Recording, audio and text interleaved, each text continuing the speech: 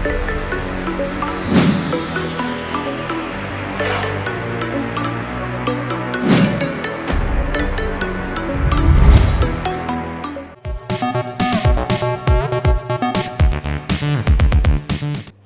Hello welcome to best of the day. మరి ఈ రోజు మన బెస్ట్ ఆఫ్ ది డేలో కొత్త విషయాలతో పాటు కొన్ని ఆసక్తికరమైన నిజాలు మరియు చరిత్రలో ఈ రోజు జరిగిన ముఖ్య సంఘటనల గురించి తెలుసుకుందాం. మరింత కాలసం లెట్స్ స్టార్ట్ ది ప్రోగ్రామ్.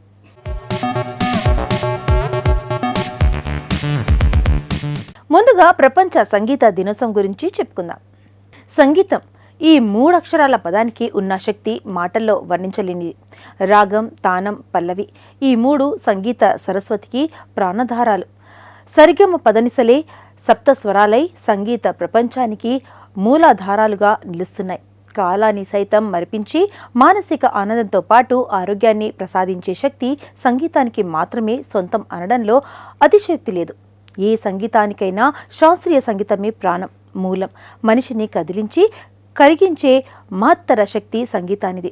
ఆనందం, ఆవేశం, వినోదం, విషాదం, సమయం, సందర్భం ఏదైనా దానికి గాళ్ళమిచ్చేది సంగీతం, బలమిచ్చేది సంగీతం. అందుకే పాట లేని ప్రపంచాన్ని ఊహించలేం. అందుకే ప్రతి ఏటా జూన్ 21న అంతర్జాతీయ సంగీత దినోత్సవాలని ప్రపంచవ్యాప్తంగా నిర్వహించుకుంటున్నారు.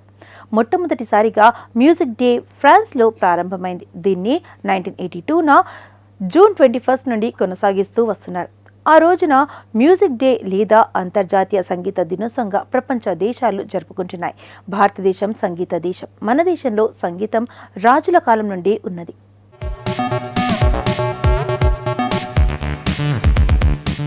ఇక అప్పట్లో స్వయంగా కొంతమంది సంగీత విద్వాంసులు కావడంతో సంగీత కళకు ఎనలేని ఆదరణ లభించేది.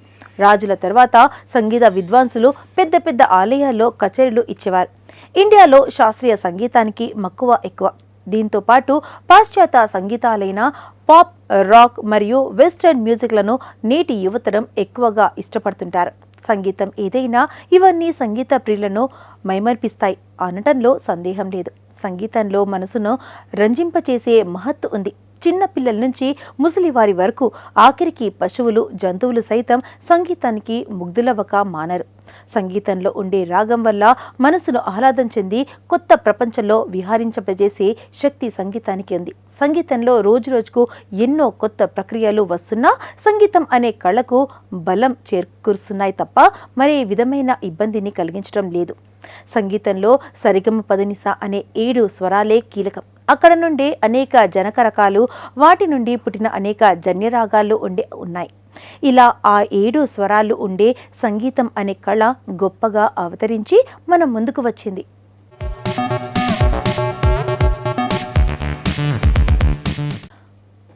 ఎవరు సంగీతం నేర్చుకున్నా ఇక్కడి నుండే ప్రారంభం జరగాలి. ప్రస్తుతం అమలులో ఉన్న రాగాలన్నీ ఇక్కడి నుండి పుట్టినవే. త్యాగరాజస్వామి పంచరత్న కీర్తనలకు, అన్నమయ్య జాజిరి పాటలకు, భక్త రామదాసు భజన సాంప్రదాయానికి, కబీర్ దాసు రామచరిత్ మానస్కు, ముత్తుస్వామి దీక్షితులు నవవర్ణ కీర్తనలకు, మంగళంపల్లి బాలమురళీకృష్ణ ఆధునిక సంగీత కీర్తనలకు, ఎంఎస్ సుబ్బలక్ష్మి కర్ణాటక సంగీత రాగాలకు, ఇంకా అనేక మంది లబ్ధ ప్రతిష్ఠులైన సంగీత ప్రముఖులకు అంతర్జాతీయ కీర్తిని సంపాదించి పెట్టిన సంగీతంతో వారు కూడా బహుముఖంగా కీర్తింపబడ్డారు. వీరి భక్తి మార్గానికి సంగీతం ఆలంబనం నిలిచింది. చక్కటి పదకూర్పుతో సంగీతాన్ని భక్తి మార్గానికి ఉపయోగించారు. త్యాగరాజస్వామి, ముత్తుస్వామి దీక్షితులు, శ్యామశాస్త్రులను సంగీత త్రిమూర్తులు అంటారు. వీరి రచనలు ఒకరోది ద్రాక్షపాకం, ఇంకొకరిది కదిలిపాకం, మరొకరిది నారికేళ్ల పాకంలా ఉంటాయని ప్రతీతి.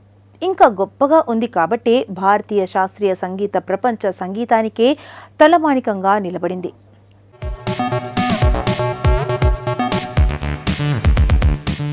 ఇప్పటిదాకా ప్రపంచ సంగీత దినోత్సవం గురించి మనకి తెలియని కొన్ని ఆసక్తికరమైన విషయాలు తెలుసుకున్నాం కదా. ఇక ఇదే రోజు ప్రపంచ యోగా దినోత్సవం కూడా. మరి దీని గురించి కూడా తెలుసుకుందాం.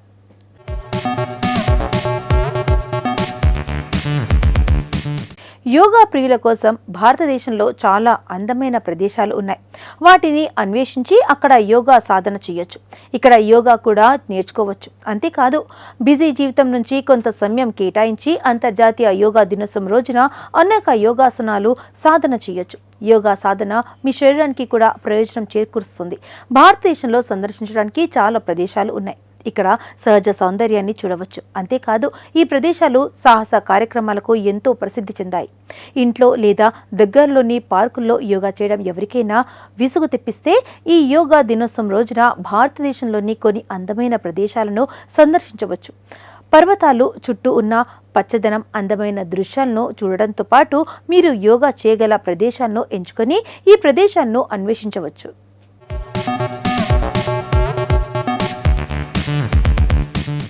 అంతర్జాతీయ యోగా దినోత్సవాన్ని ప్రతి సంవత్సరం జూన్ 21న జరుపుకుంటారు. ఎందుకంటే 2014 డిసెంబర్ 11న, జూన్ 21న అంతర్జాతీయ యోగా దినోత్సవాన్ని జరుపుకోవాలనే ప్రతిపాదనను ఐక్యరాజ్య సమితిలోని 177 మంది సభ్యులు ఆమోదించారు. భారతదేశం చేసిన ఈ ప్రతిపాదనను 90 రోజుల్లో ఆమోదించారు. 2014 సెప్టెంబర్ 27న భారత ప్రధానమంత్రి నరేంద్ర మోదీ ఐక్యరాజ్య సమితి సర్వసభ్య సమావేశంలో తన ప్రసంగంలో ప్రపంచ సమాజానికి ఈ అంతర్జాతీయ యోగా దినోత్సవాన్ని స్వీకరించాలని విజ్ఞప్తి చేశారు. రిషికేశ్, ఉత్తరాఖండ్ రిషికేశ్ను యోగా రాజధాని అని పిలుస్తారు. గంగా నది ఒడ్డుకు వెళ్లి ఇక్కడ యోగా చేయవచ్చు. అంతర్జాతీయ యోగా దినోత్సవాన్ని కూడా ఇక్కడ జరుపుకుంటారు.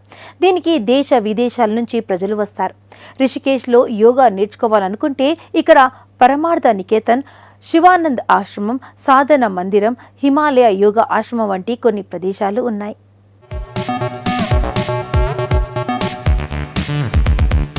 ధర్మశాల, హిమాచల్ ప్రదేశ్. హిమాలయాల ఒడిలో ఉన్న ధర్మశాల యోగాకు సరైన ప్రదేశం. ఇక్కడ ప్రశాంతమైన వాతావరణం ధ్యానానికి ఉత్తమమైనది. ధర్మశాలలోని సహజ సౌందర్యాన్ని ఆరాధించడం వల్ల యోగా ఆనందం మరింత పెరుగుతుంది. ఇక్కడ బాగ్ఫు యోగా సెంటర్, సిద్ధి yoga, universal yoga centre, yoga India వంటి కొన్ని ప్రసిద్ధ యోగా కేంద్రాలు ఉన్నాయి. ఇక్కడ యోగా నేర్చుకోవచ్చు. గోవా. యోగాకు గోవా ఉత్తమమైంది. గోవాలోని ప్రకృతి సౌందర్యం, బీచ్లు పార్టీలకు మాత్రమే కాదు, యోగాకు కూడా ఉత్తమమైంది. ఇక్కడ యోగా నేర్చుకునే అనేక యోగా కేంద్రాలు ఇక్కడ ఉన్నాయి. Trimurti yoga centre, lotus nature care, bamboo yoga retreat, Himalayan yoga valley వంటి అనేక రిట్రీట్లు, యోగా కేంద్రాలు గోవాలో ఉన్నాయి. కేరళ దాని సహజ సౌందర్యానికి మాత్రమే కాదు, ఆయుర్వేద చికిత్స, యోగాకు కూడా ప్రసిద్ధి చెందింది.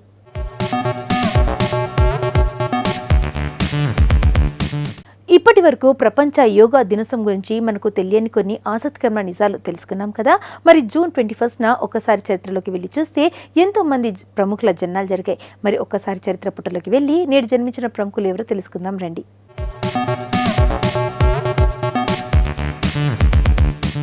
వింగ్ కమాండర్ అభినందన్ వర్ధమాన్, భారతీయ ఎయిర్ ఫోర్స్ అధికారి, MiG-21 బైసన్ యుద్ధ విమాన పైలట్. అతను 2019 భారత్ పాకిస్తాన్ సైనిక ప్రతిష్టంభన సమయంలో 3 రోజుల పాటు పాకిస్తాన్లో యుద్ధ ఖైదీగా ఉండటంతో ప్రపంచవ్యాప్తంగా విస్తృతంగా మీడియా ద్వారా గుర్తింపు పొందాడు. అభినందన్ 1983 జూన్ 21న తమిళనాడులో ఎయిర్ మార్షల్ సింహకుట్టి వర్ధమాన్కు జన్మించారు. 2019 ఫిబ్రవరి 26న పాకిస్తాన్ వైమానిక దళానికి చెందిన F-16 యుద్ధ విమానం జమ్మూ కాశ్మీర్లో నియంత్రణ రేఖను దాటుకుని భారత భూభాగంలోకి చొచ్చుకువచ్చింది. నౌషేరా సెక్టార్ బేస్ క్యాంప్ నుంచి అభినందన్ MiG-21 యుద్ధ విమానంతో శత్రువుల ఎయిర్ క్రాఫ్ట్లను ఎదిరించాడు. F-16 భూమికి 8,000 అడుగుల ఎత్తున ఉండగా అభినందన్ తన MiG-21 యుద్ధ విమానాన్ని 15,000 అడుగుల ఎత్తుకు తీసుకెళ్లారు. అక్కడి నుంచి పాక్ ఎయిర్ క్రాఫ్ట్ ను టార్గెట్ గా చేసుకుని కాల్పులు జరిపారు. దీంతో అది తిరుగుముఖం పట్టింది.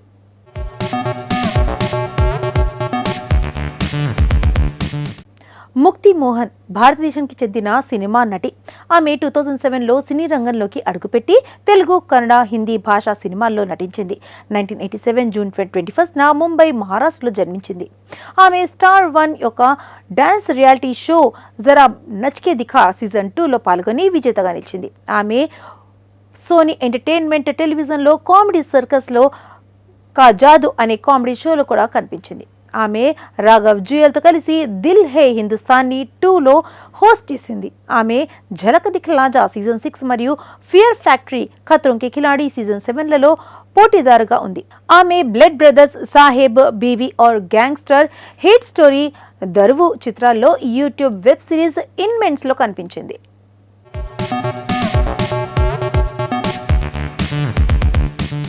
రీమా లాగు భారతదేశానికి చెందిన హిందీ, మరాఠీ థియేటర్ నటి. ఆమె మరాఠీ థియేటర్లో తన నటనా వృత్తిని ప్రారంభించింది. రీమా లాగు ఉత్తమ సహాయ నటిగా 4 ఫిల్మ్ఫేర్ అవార్డులను గెలుచుకుంది. ఆమె స్టార్ ప్లస్లో ప్రసారమైన టెలివిజన్ షో నామ్కరణ్లో చివరిగా కనిపించింది. రీమా లాగు 21 జూన్ 1958న నయన్ భాద్వాడ్గేలో జన్మించింది. ఆమె తల్లి మరాఠీ రంగస్థల నటి మందాకిని భాద్వాడే నాటకం లేకూర్ ఉదండ్ జహాలకి ప్రసిద్ధి చెందింది.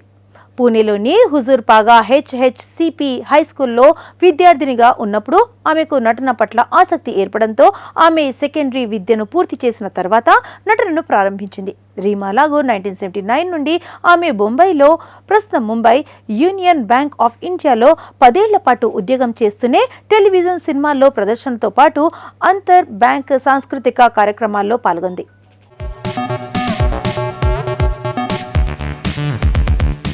త్యాగరాజన్ శివానందం ఒక భారతీయ నటుడు, చలనచిత్ర దర్శకుడు, తమిళ్ సినిమా నిర్మాత.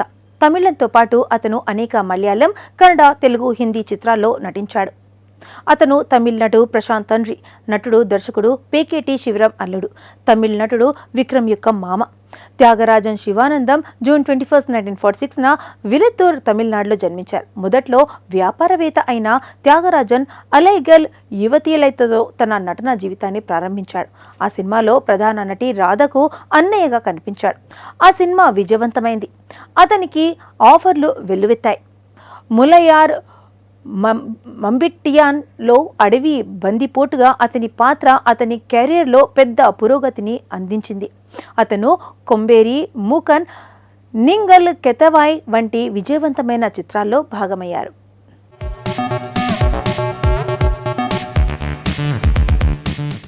దిబాకర్ బెనర్జీ భారతదేశానికి చెందిన సినీ దర్శకుడు, స్క్రీన్ రైటర్, నిర్మాత. ఆయన తన వృత్తిని అడ్వర్టైజింగ్లో ప్రారంభించి ఫీచర్ ఫిల్మ్స్ మేకర్గా, యాడ్ ఫిల్మ్ మేకర్గా కొనసాగిస్తున్నారు. దిబాకర్ బెనర్జీ తన స్వంత చలనచిత్ర నిర్మాణ సంస్థ దిబాకర్ బెనర్జీ ప్రొడక్షన్స్ ని నడుపుతున్నారు. దిబాకర్ బెనర్జీ ఘోస్లా, ఓయే లక్కీ, లక్కీ ఓయే సినిమాలకు గాను 2 జాతీయ చలనచిత్ర అవార్డులను గెలుచుకున్నారు. దిబాకర్ బెనర్జీ 1969 జూన్ 21న న్యూఢిల్లీలో జన్మించారు.